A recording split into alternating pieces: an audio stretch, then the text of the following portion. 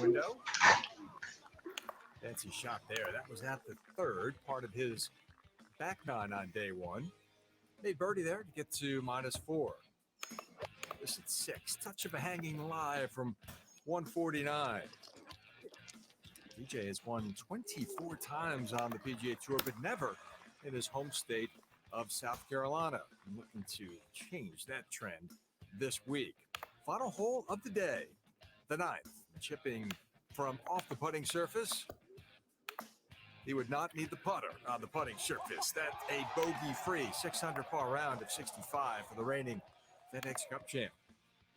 In Poulter, doing some work with the putter. What else is new? This from just off the surface at the 9th. 43 feet if you're scoring at home, and that got Poulter back to even par. There you go. Some good highlights of Dustin Johnson and Ian Poulter and the new event, the Palmetto Championship at Congaree. I was in South Carolina recently. I don't know if Jamie and Seal have been there anytime soon or in the recent months, but Chesson Hadley now is leading by 1 shot over Dustin Johnson, 11 under. Johnson is 10, DJ, and then Doc Redmond in third at 7 under par, the new event in South Carolina. Let's bring in the Nobleman. And there we go. Wearing the Polaroid short, Jamie. Seal, where are the Cheetos? You get some Cheetos for me? I don't want to talk about it. Out of control. Out of control. All right. You eat those Cheetos for me. We'll get back with you in a minute. Welcome into the Sports Edge, powered by InSpin.com and InSpin.com's network of handicappers. We got Jamie's incredible website at ScratchCaddy.com and Seals at SportsHandicapper.com. Let's start, Jamie, with my man here. And I know it's not it's a rare week in the PGA with you making selections that there might not be much going on over the weekend. And that's a testament to you. Obviously, a couple weeks ago, Jason Kokrak. Earlier this year, Siwoo Kim. You've had Justin Thomas, a bunch of winners and a bunch of guys that were in contention on the final day. But if you have a weekend off, it's not the worst thing in the world, right?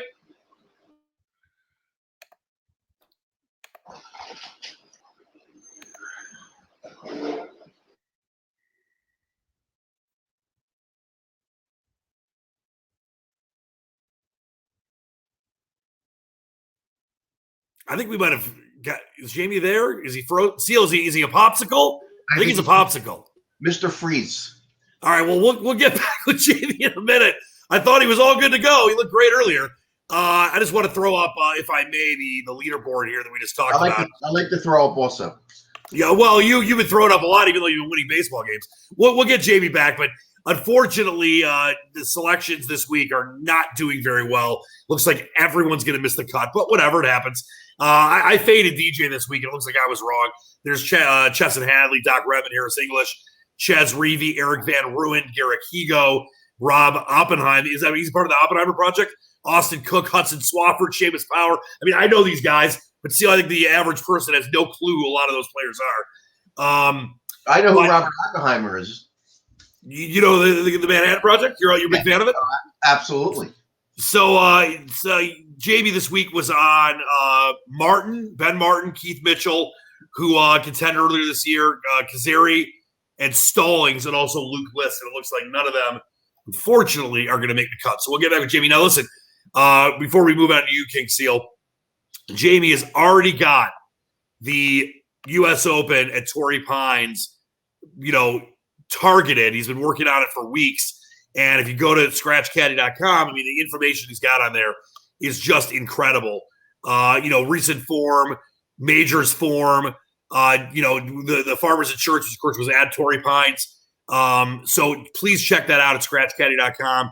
And he'll have his selections up on Monday for sure. And we'll talk about that a lot on next week's show. Oh, Jamie's back. You know what? Seal, let's get the man. Jamie, we were just talking about the website. I know that the question I had to you was, there's nothing wrong with sitting one weekend out every once in a while, because it looks like none of the guys you picked are going to make the cut this week.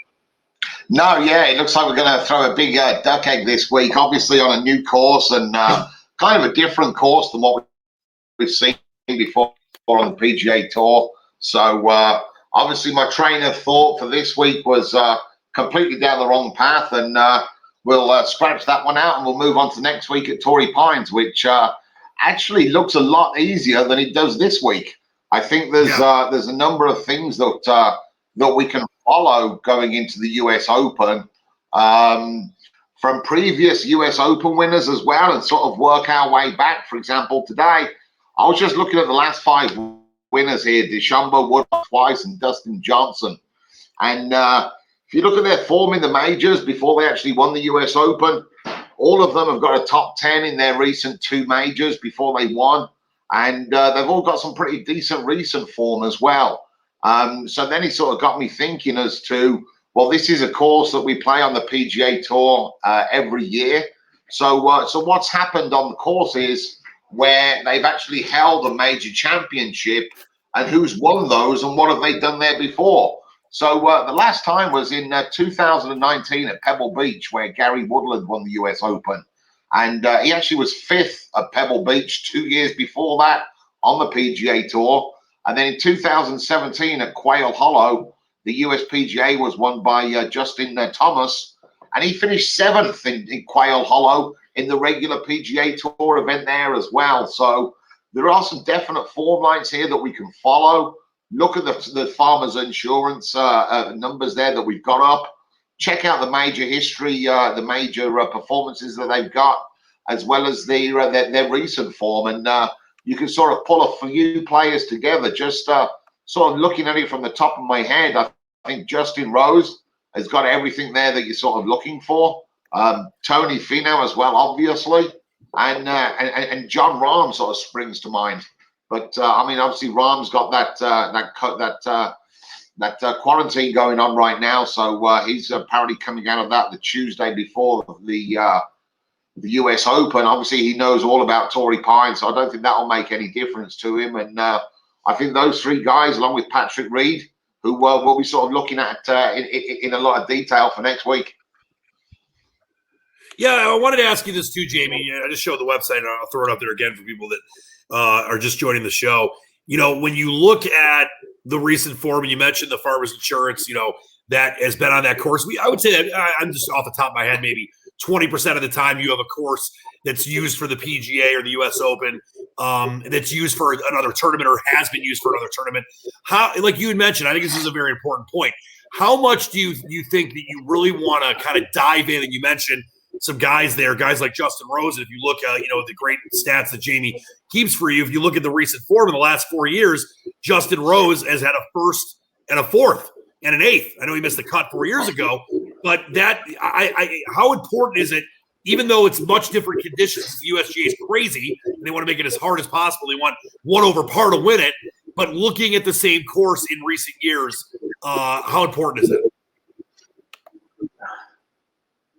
Well, I mean, I don't think it's crazy important. I mean, do you really want to be betting somebody for the US Open at a course that's missed the cut there before when it's playing easier?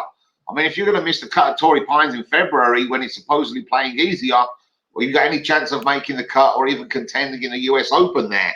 And as I said, those last 2 times, Gary Woodland at Pebble Beach for the US Open and Justin Thomas at Quail Hollow, they both had good form at those host courses as well. So, again, it's one of those things. You've got to remember as well that the Farmers Insurance is played early in February. You know, does it suit people's schedules? I mean, Dustin Johnson doesn't really have a record around there. There's some other guys as well that just don't play it. So, I mean, you're going to have to look into that. There's one guy as well there on the list that I was looking at was Max Homa. I think he's going to be a real decent price, probably about 100 to 1. The only thing with Max Homa, unfortunately, is every time he's played in the last 5 majors, he's missed the cut every time. Yep, and he can't putt sometimes. I think he can't putt. Yeah, but I mean, the one thing with him though, Dan, is that Max Homa does hold his form. I mean, he came 6th over at Memorial last time. In the USPGA last time out, I wasn't really concerned about that. He had Bones as the caddy. He was without his regular caddy there at Kiowa Island. So that 6th place there at the Memorial last week, that does interest me. But like I said, those 5 missed cuts in his last 5 majors, it's sort of holding you back. But having said that, 100 to 1, 80 to 1, you can sort of maybe overlook that considering the value you're getting on his price. Great stuff, Jamie, as always. Before we get the seal, when do you think we're going to see your picks? I mentioned, I think Monday you'll have the U.S. Open selections on ScratchCaddy.com. Yeah, picks will be up first thing on Monday morning, Dan. All right, love it. Get back with you in a minute, my friend. Let's bring in Cheetos man, Sealy McNeely. Don't forget his website at sportshandicapper.com. You seem very detached today. You always are very excited for these shows. You're one of my favorite guys, just like Jamie. But today you seem very, very detached, but not sour. So I guess I'll accept it. Yeah, it was a long day yesterday. My daughter's graduation from high school. And oh, how was that? it was okay. And then we had to go to dinner afterwards, and we didn't get home till midnight, and just a little sluggish. Let's for the people out there, because they should give her a follow anyway. Let's throw up the great livers and onions. And you've become very famous on this site as well. Her TikTok. Let's see what her latest TikTok is. I know you've been featured in so many. There we go. There's a graduation TikTok. So that's her room. It's a very dark blue lighting, which is pretty cool. But look at that. There you go. You got to be very proud of your daughter. I'm very proud that she graduated. Yes, I am. Well, you weren't concerned she wasn't going to graduate, were you? No, I'm kidding. But there she is, graduated herself. That is pretty fantastic. So congrats to Livers and Onions, and big things out of her. Maybe some more parties at Dwight Howard's house. Maybe fashion. She's got a fashion line that I've helped promote and support. So good stuff by her. But listen, you are the king of the reverse sour. You get sour when you lose, but it doesn't happen often. So when you win, you're still not happy. But you have hit a bunch this week, as you always do. I know you've got some nibbles tonight. So what's going on with the nibbles for Friday night as we record right now about 5 o'clock Eastern? What's going on nibble-wise? I know you talked about some nibbles earlier today. I did nibble on some horrendous teams today. It's horrendous Friday night. I mean, anybody that has enough kahunas to bet the Colorado Rockies on the road needs a temperature check, I would think. But I did bet I backed the Rockies plus 200 against the Red Stockings. And they're just a tough team to bet on the road because they kind of never win on the road. But who knows? It's Freaky Friday. You never know. Freaky Friday. And you look up, I'm sorry, the in-spin odds are coming up for us right here when it comes to baseball. If I can just click the right button, that'd be nice. So we got the Red Stockings. And I know you got a nibble on the pods, right? You got a Padres nibble later? A little nibble on another insane bet. Over 2.5 runs first 5 innings against DeGrom. We're hoping DeGrom maybe gives up a run and maybe we'll grab a couple for the Mets. Over 2.5 for the first 5. Colorado in the Padre Met game. Yeah, by the way, I'm sorry. Rockies was the nibble. That's plus 178. Freeland and Mao, that's a 706 start. And that same with that Mets. I took 200. Well, that's because when you bet, the line moves. So that's why people need to go to sportshandicapper.com. But if people wanted to take it now, it's at 178. Would you still tell them that's worth a small nibble? No, I mean, I'm ready to lay back 196 and earn 4 cents. Well, it's all about that profit margin. All right, give the people I'm going to throw a game out at you, like I always do. And I'm going to talk about my Detroit Tigers, who somehow, some way, keep winning some ball games. I mean, the Mariners are great, but they took a couple from them over the last few days. By the way, Comerica Park, I think you guys in Philly as well are full capacity. Comerica Park is now for the first time. Well, wait, hold on. Whoa. Comerica Park might be full capacity. I know. Listen, I get the joke. I mean, come on. If there's more than 8,000 people there, I'll fall over. Right, but it's just the ability. If let's say, I don't know, Barry Bonds unretired and started playing for the Indians, that game would be sold out. I mean, there'd be 40,000+ there. But yes, they're averaging about 8,000 to 10,000. What was the last time you saw 40,000 human beings, not cutouts, at commercial? Seal, they were good for 10 years, all the time. Now it's been a while.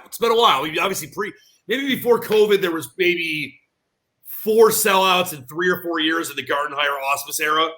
But you got to go back to the Leland stuff. The 10 straight years, except for 1 bad year of contention and the 2 World Series and all the playoff series. So it's been a while. When was the last time you sold out Citizens Bank? Or when was the last time we saw a manager catch a smoke in the dugout?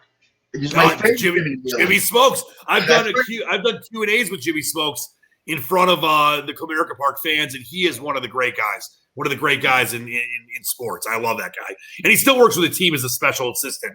So he's around. He's looking at the minor league players and stuff like that. But the game itself, you got Giolito. I mean, the White Sox are clearly the favorite to win the AL Central. Much better team than Detroit. But, the line isn't nuts there. Is this and Scubal's been better. He's had, I think, 3 of 4 quality starts. Is this worth laying $143 against my Tigers? It's weird. I was going to say really quick, I had a bet earlier this year, the first time I can ever remember betting against 2 of my teams in one night. I bet against the Pistons and the Tigers, and both teams lost.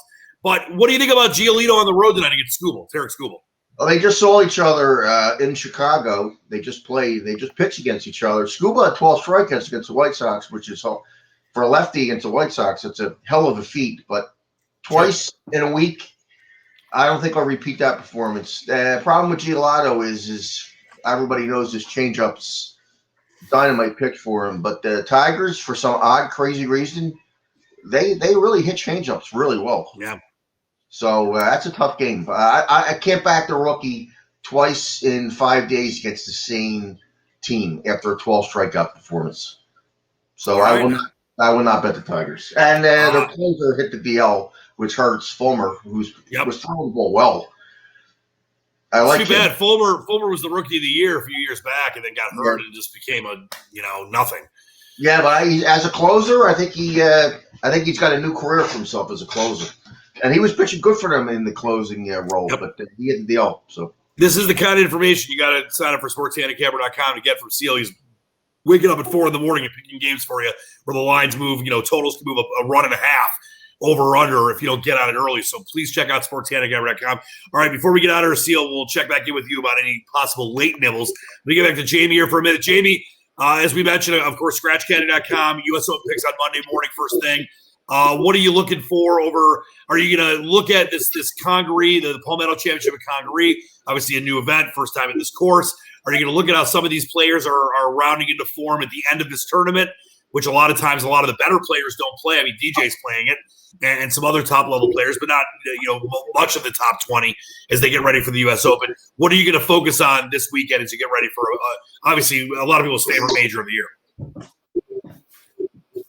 Well, yeah, obviously. I mean, we're not going to have any interest this weekend. I don't think so. But it's one of those events that sort of goes down into the interface. It was a open course, 7,600 yards, par 71, I think it is. So you don't see those on tour.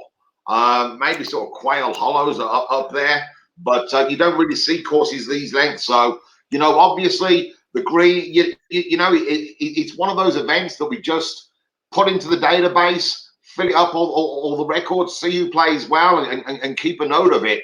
The one thing that I will say is that before it may well have been it was either the US Open or the Masters last year. I think Carlos Ortiz won in Houston, and he beat Dustin Johnson. That didn't really look like he wanted to win the event.